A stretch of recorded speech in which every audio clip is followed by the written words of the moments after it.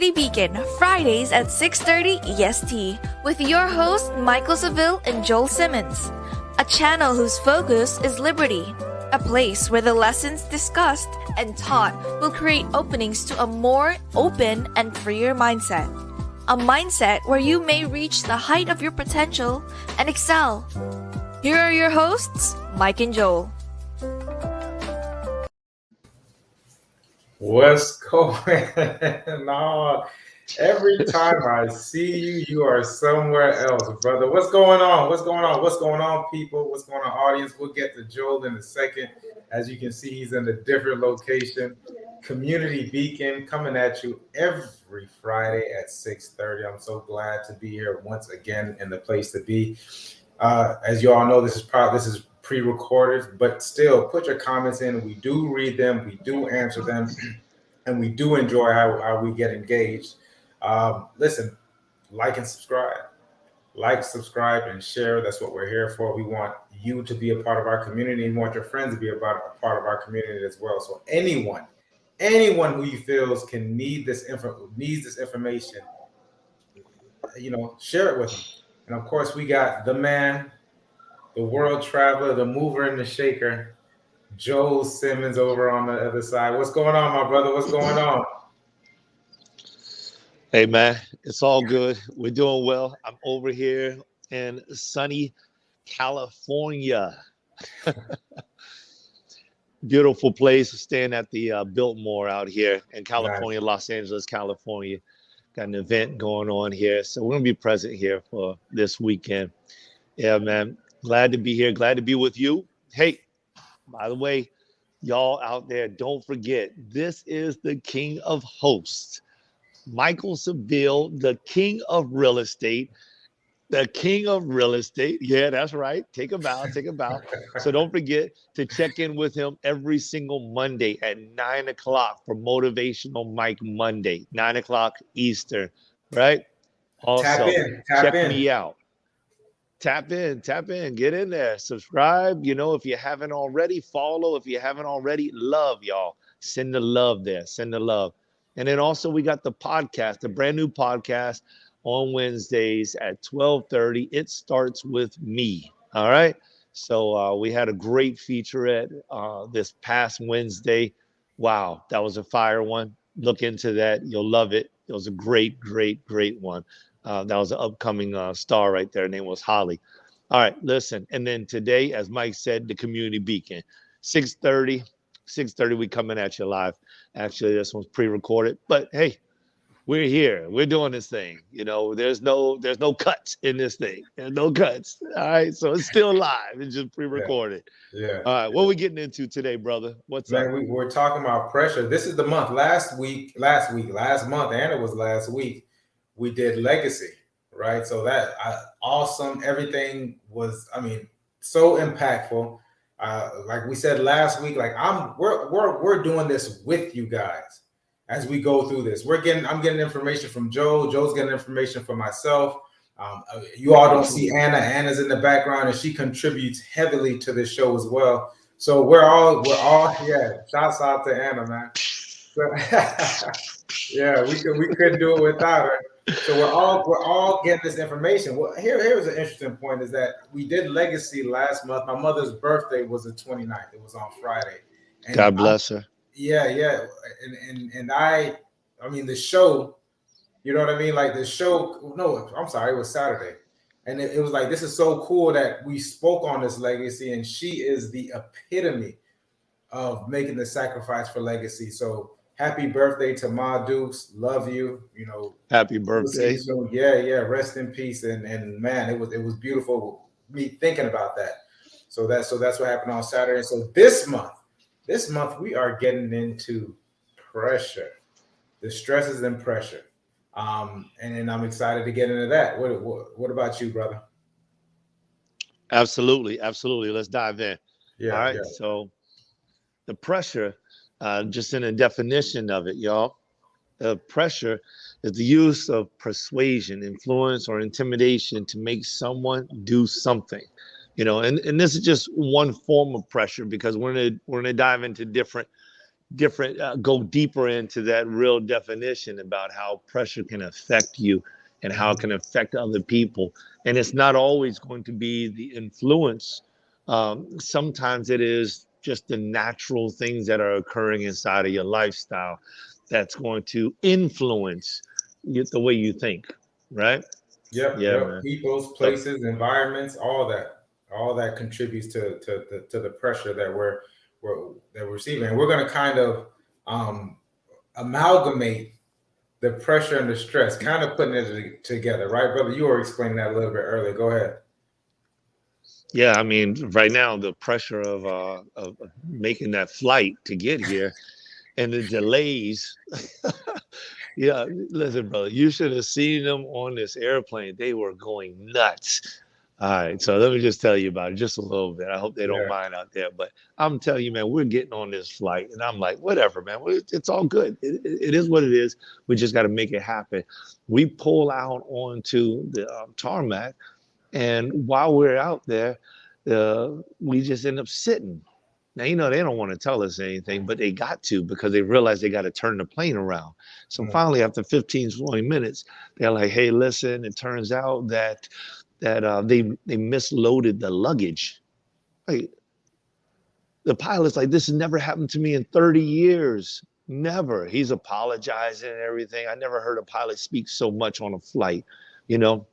And he's like, yeah, they misloaded it. It's super heavy in one area. We can't take off. So he takes us back in. We go into a new gate. And now people are like, we've been out here for 45 minutes and people want to get off. So, of course, we got to get a manager to come down and see if they can get off. And then they're like, well, if you want to get off, you can't take your luggage because we're not taking your luggage off. So now people are coming back on. And then people are like, well, I just found another flight going to Las Vegas, which is where I really want to go. So now people are getting off. And they're like, well, can I get off with them? And they're like, well, there's only 3 seats. So now people are getting back on. And then they're like, hey, by the way, we don't even have enough fuel because we just wasted 1,000 gallons of fuel. So now we have to refuel. So like an hour and 18, hour and a half later, we are finally getting in the air. And I'm just like, this is crazy. It turned out to be like a 15-hour trip from there to here. And my brain is like blowing up. People are calling in their time zone and I'm in a new time zone. So y'all want to talk about pressure? I want to talk about pressure because it's on. Pressure is stress. let me tell you something. And just and I'll quickly just in regards to that story. Did you see where the pressure, like it was like the transfer of this energy, because it went from the pilot having to apologize, then they put it on the manager, and of course then it was just this big transference of this different energy. It's going from bouncing back from one person to another to the next and to the next. And I guess the culmination of it is your mental energy now being stressed, having to deal with a 15-hour flight. Went to Los Angeles, if I'm not mistaken, is about 5 hours, 4 to 5 hours, 5 hours, or somewhere around there. Essentially, not including the time difference, right? Right, not yet. So but it ended up being what, 15 hours, or were you including the time difference with 15 real hours. 15 Jeez. real hours on my body. With the time difference, it's more like 12.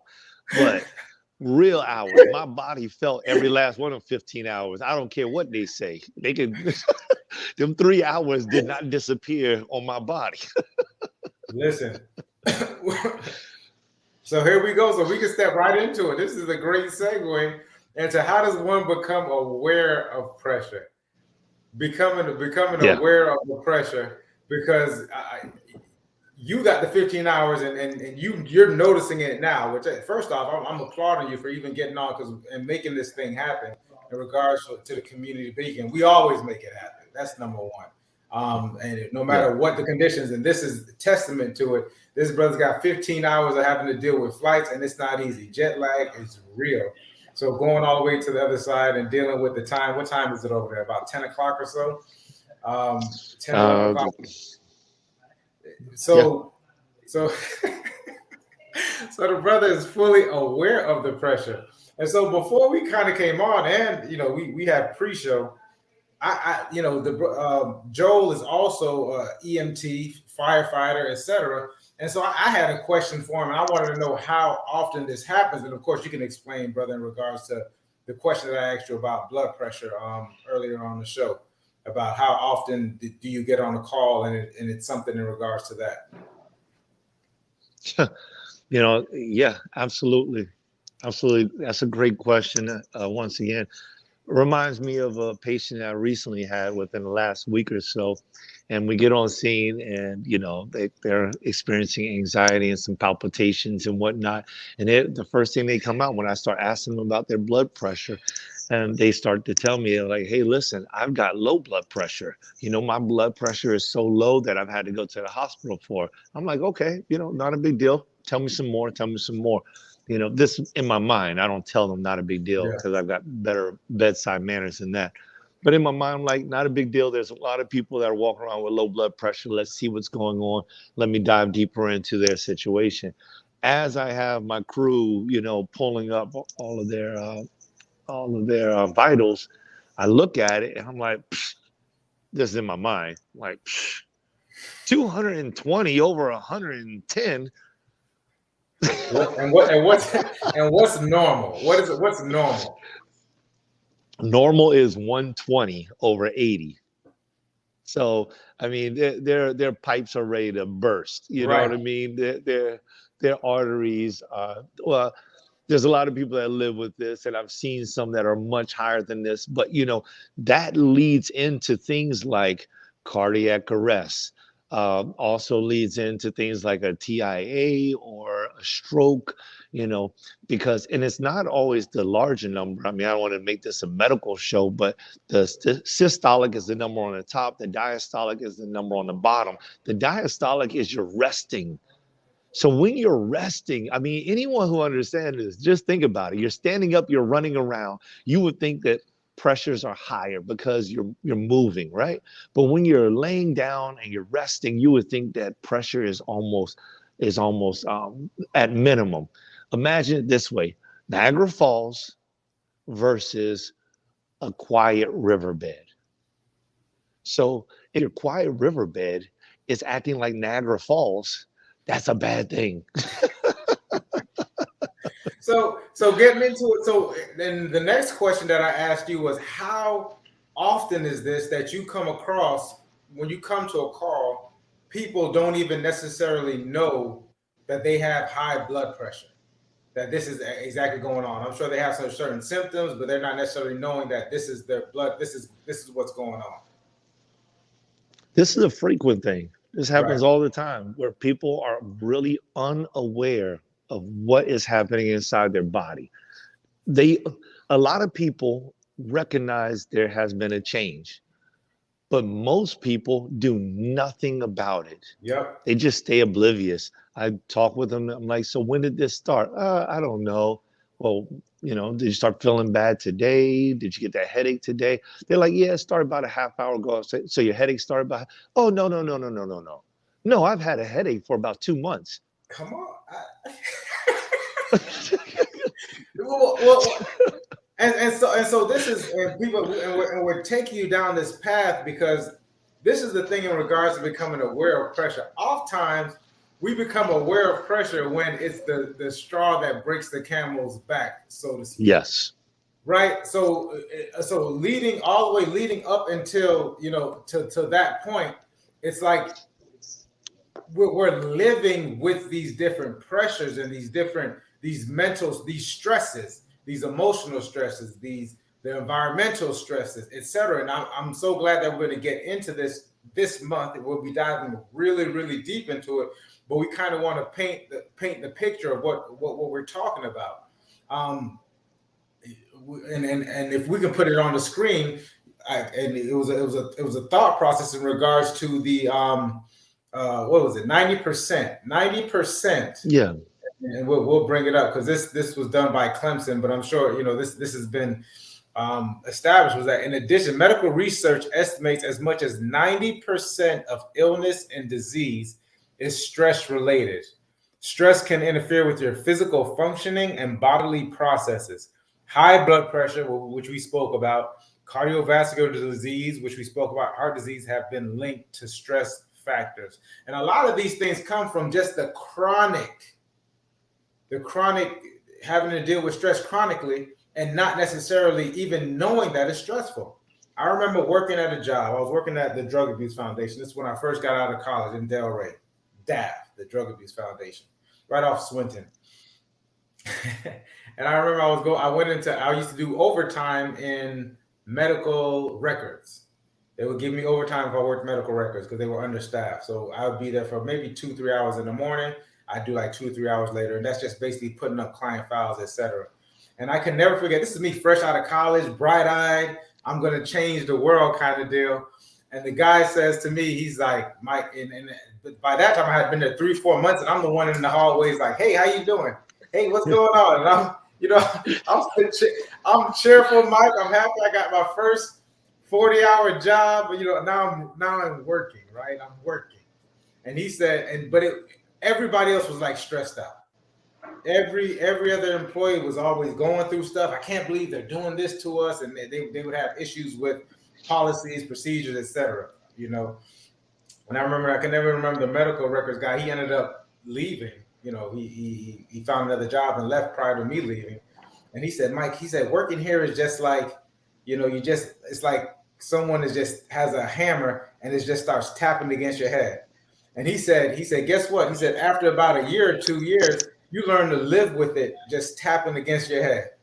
And you're thinking that this is normal as opposed to it not being normal. And a lot of you all have the same situation going on.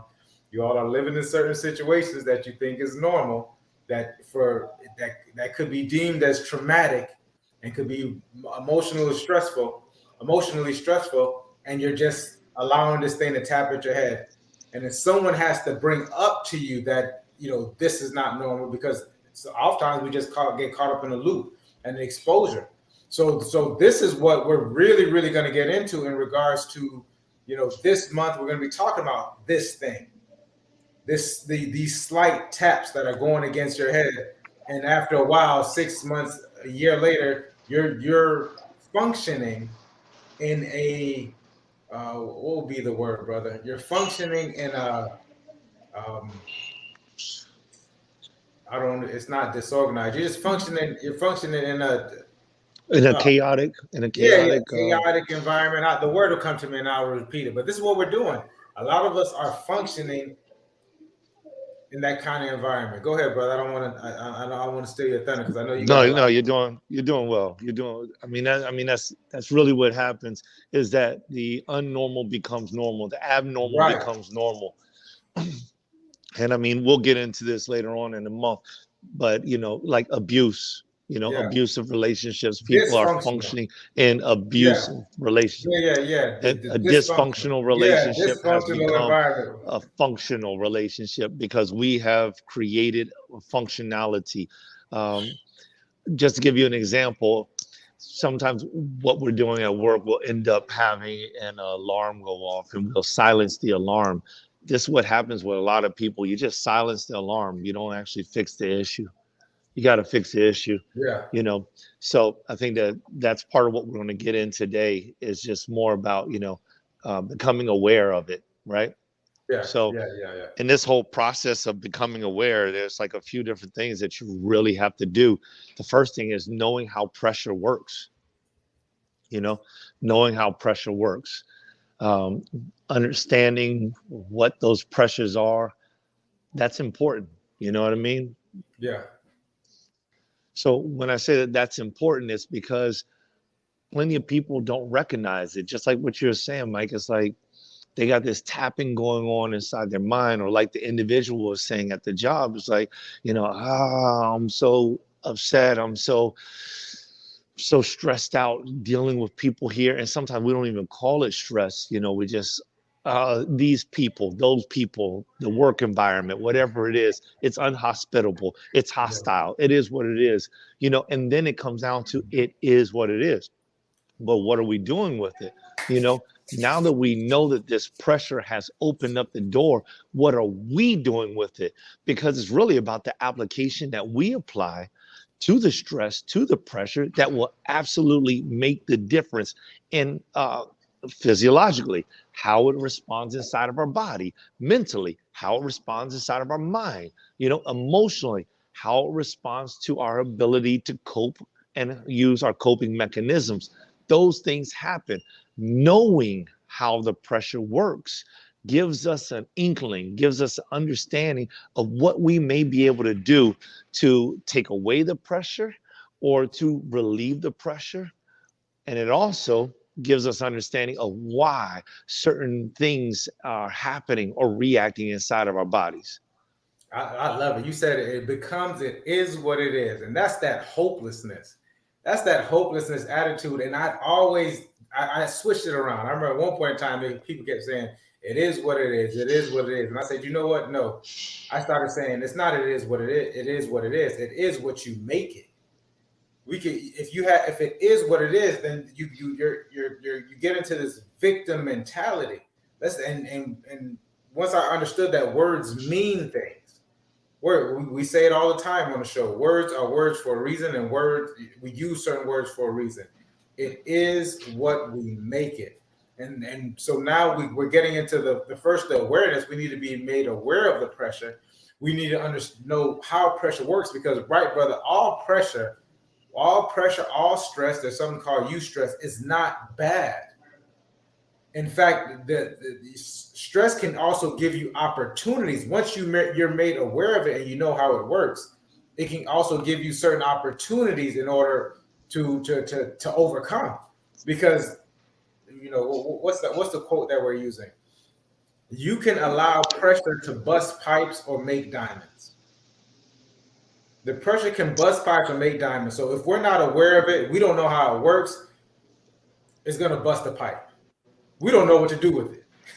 And I'm going to tell you what, you can choose to ignore it. And then we were speaking about this before. Remember, we said 90% of all illnesses comes from stress, distress. A lot of people, and maybe even some of you guys, are going to the doctors, and doctors can't figure out what exactly is going on with you.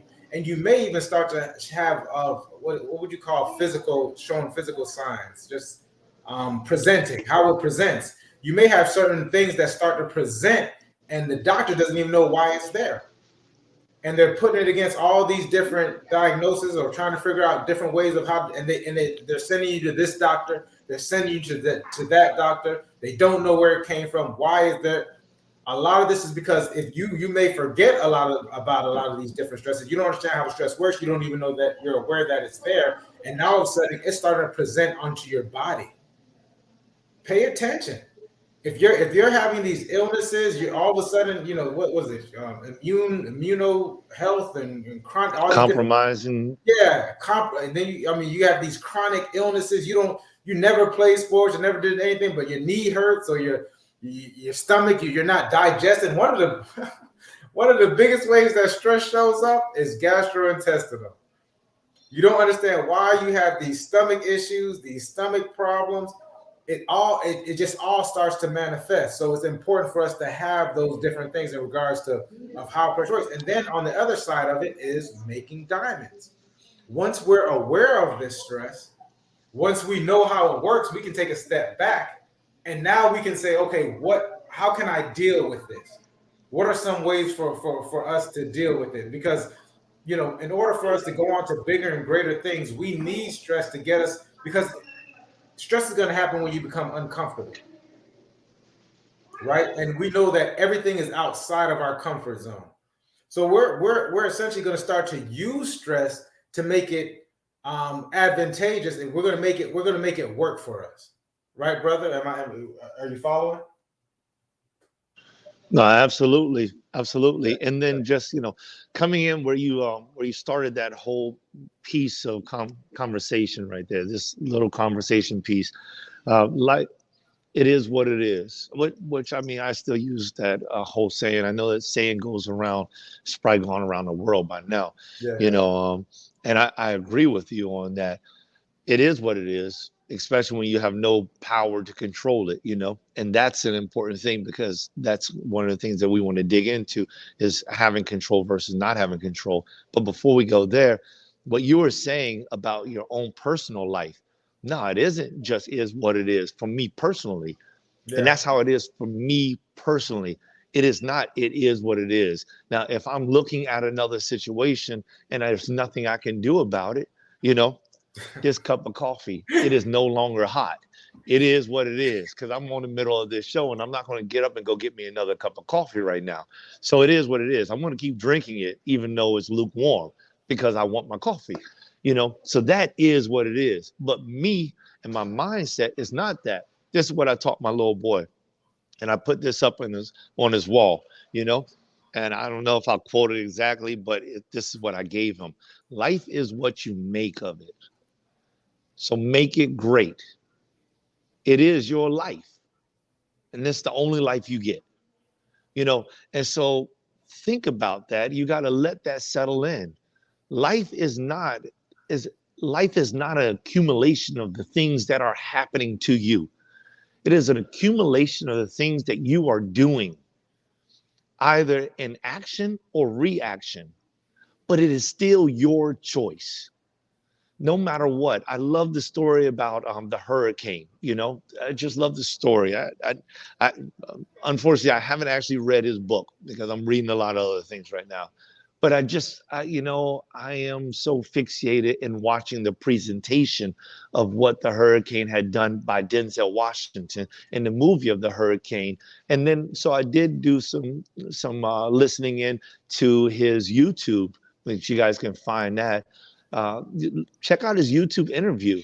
And the thing is that he realized that the pressures had come in. You know, the law system had spoken against him. He was an innocent man, but they applied this pressure on him and they forced him into, you know, a cell. In that cell, he was forced to get up when they said get up, eat when they said eat, work out when they said work out, you know, and that's how they did it. What he did is he took a new mindset. And instead of doing every single thing that they said do, he worked within the confines of the laws of that prison cell. And when they opened up the gate, he stayed in.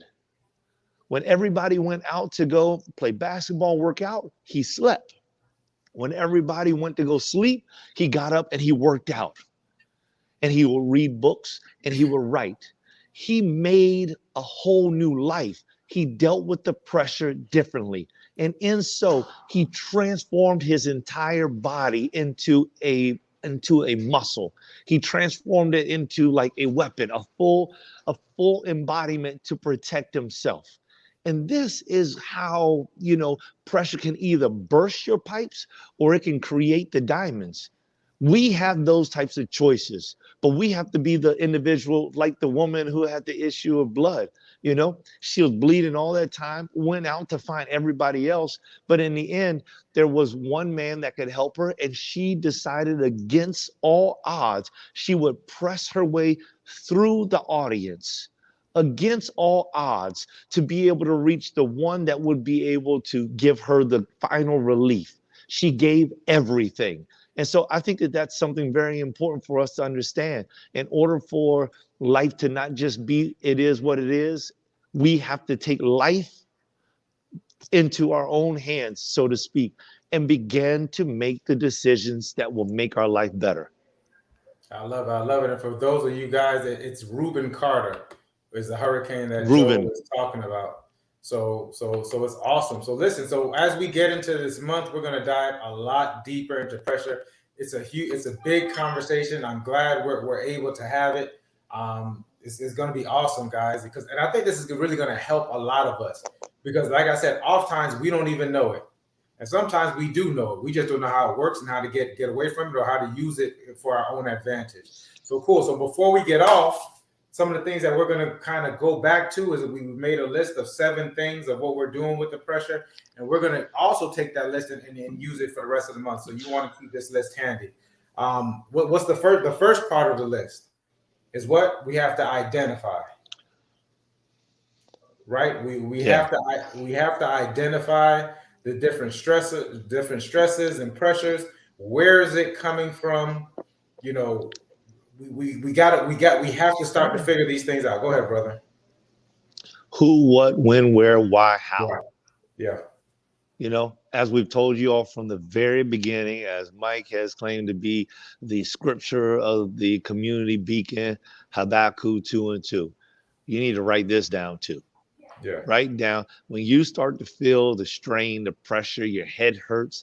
I got an uncle, and he would always tell me, he said, Joe, everybody's into this modern Western medicine, and I'm not kicking it, because I use ibuprofen every so often myself. Right. But he said the thing about pain is it alerts you to something being wrong.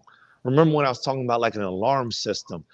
I don't know if you all out there check your alarm system. Go, if you got kids, turn your smoke alarm on at 1 o'clock in the morning and see what happens. Because if they don't get up, then they don't know that something is going on, and it could cause them the death. Their life could be taken away. Because nobody plans for the thief to come in the night except the people that plan for the thief to come in the middle of the night. Without that planning, if you fail to plan, if you fail to plan, you plan to fail. And if you want, so I don't want to get too deep in that, but my whole point is that don't always turn the alarm off without knowing why the alarm is going on. That's the bottom line. I love it. Love it. We'll get deep. I'm telling you guys, this is going to be so beneficial on all points. And number 2, list. Kind of got into that as well. Go ahead and speak on it, brother. Make a list of. Yeah. So make a list of the things that are causing you your pains. Yeah. Make a list. In the Tenacity Foundation, that's one of the first things that we do when we're doing our research and development techniques is we learn the things that challenge the individual the most. Because generally speaking, those are the things that are causing them the stress, the pressure, and that are hindering their growth. And it's because, just like Mike was saying, people have just gone away from adhering to those alarms and those things that are going on, that they have just kind of like moved on, and they no longer hear that tap, tap, tap, tap anymore. So at this point in time, they have no idea what the root of their problems are. When you take away that root, all of a sudden, everything else becomes so much easier. Yeah. Number 3, prioritize. Prioritize. I'm assuming we're going to prioritize what needs to be checked on first. So we're going to go from urgent, some things that need to urgently be taken care of, up into the things that we can kind of put off. Because we want to start to get that tap in. We want to get to the root of a lot of these issues. And number 7 is going to speak on a lot of this stuff in regards to prioritizing. So prioritize. Number 4, we're going into activate. Go ahead, brother. Yeah, activate. So activation is really what you need to start doing. We're one of the things, number 7, you all will see that as an assistance, but there's things that you can do as well. Many times I'll speak with somebody, they'll say, I'm so stressed out, I'm doing this, I'm doing that. They're busy with their work, they're busy with their family, and we'll get deeper into that as the month progresses. But one of the greatest things you can do is remember, what do you love? What do you love to do? Some people like to go to the beach. When was the last time you went to the beach? Some people like to read a book, not a study book, not an educational book, but they just like to read a book, a novel. When was the last time you read a novel? Some people like coffee. When was the last time you went to the coffee shop and didn't have a meeting? Right. Yeah, I mean, there's so many different things that people could be doing to relieve pressure. This would be in the fire service, this would be called a relief valve, a pressure relief valve.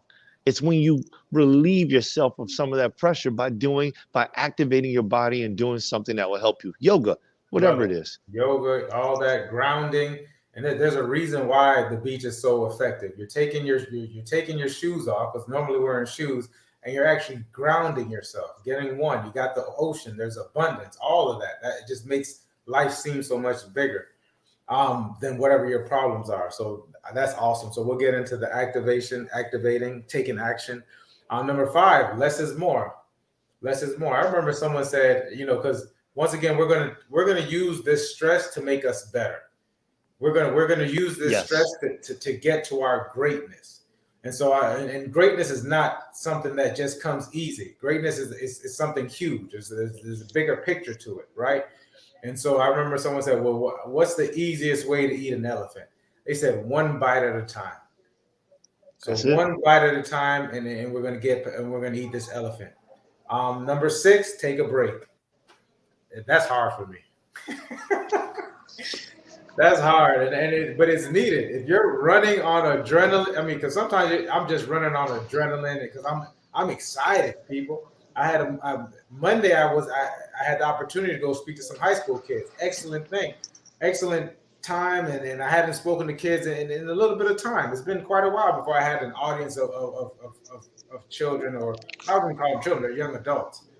And man, I was up at 1:30 in the morning, just ready to go. And I still had to do my schedule, but ready to go at 1:30 in the morning. Like, how can I affect these people's lives, et cetera, et cetera. So I'm running on adrenaline. But you have to take a moment, whether it's 5 minutes, whether it's 10 minutes, whether it's 15 minutes, take that time and take a break from it all. And if you can get something longer, vacations, et cetera, really need to take a break. Take a break. I love that. And last but not least, we're number 7, which is consult. Consult. I love this.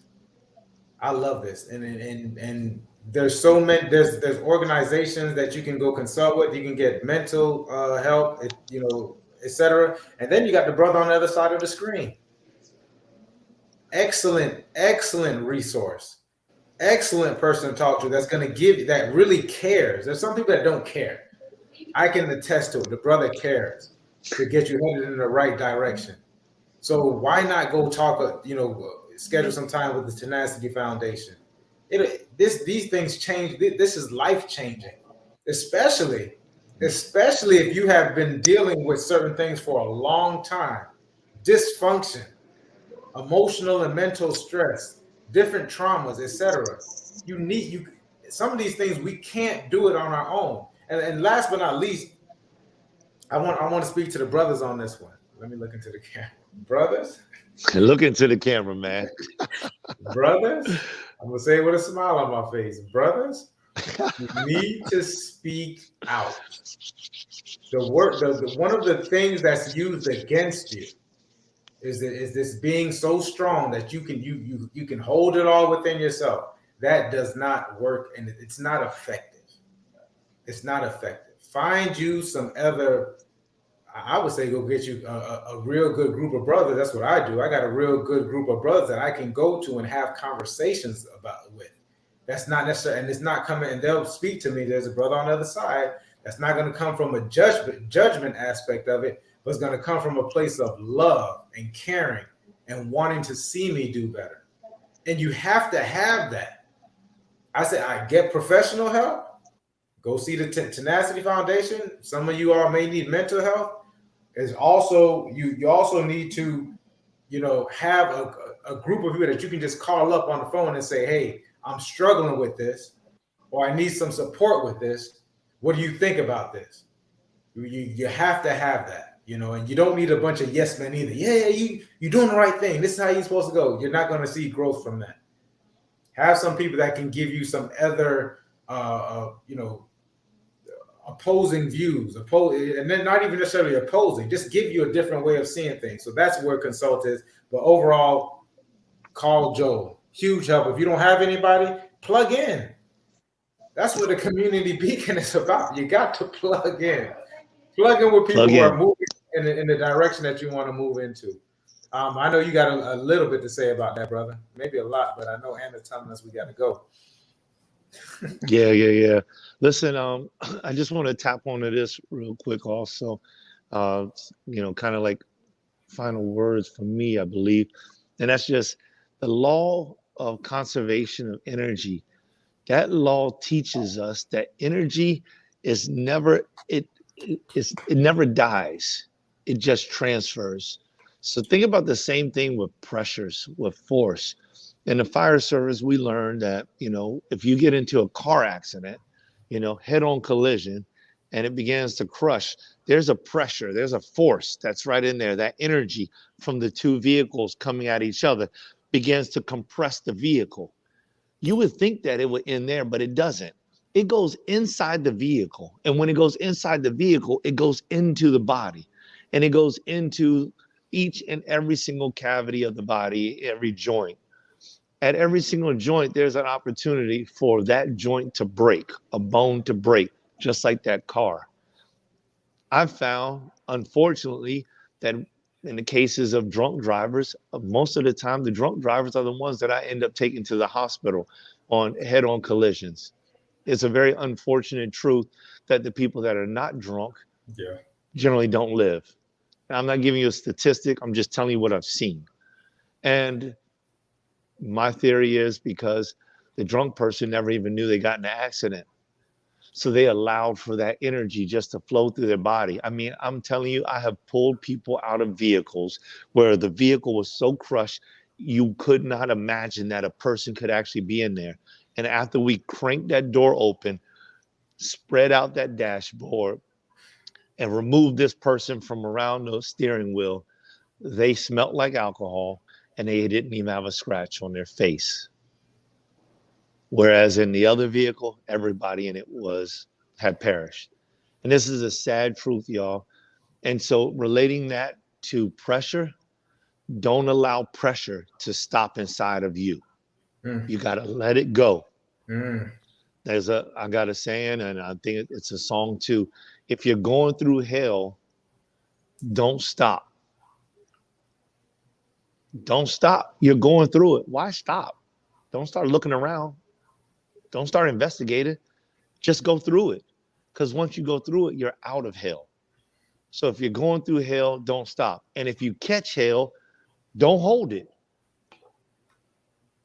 Love it. Love it. Listen, guys, we're going to be diving into it. Appreciate you guys for checking in. Remember, like, subscribe, share. It's, this month is going to be awesome. It's also Black History Month. Happy Black History Month, you guys. Woo! Today is actually Rosa Parks' birthday, so awesome. Woo! Happy birthday, Rosa Parks. Yeah, those that came before us, we're standing on the shoulders of giants. So that means that you talk about pressure, right? So love it. We'll see you all next week. Remember, Community Beacon 6:30. Motivational Mike Mondays, that is at 9. And it's been on fire the last couple of weeks, guys. So you got to go check it out. Wednesdays, it starts with me, the podcast. Go check it out. Joel is interviewing some excellent and interesting people that you all need to go check out. That may and listen, what they're going through, you probably can see it with what you have going on. So get some inspiration from that. Get some motivation. Get some inspiration so we all can make it to where we got to go to. Community Beacon, y'all. We love you. We will see you next week.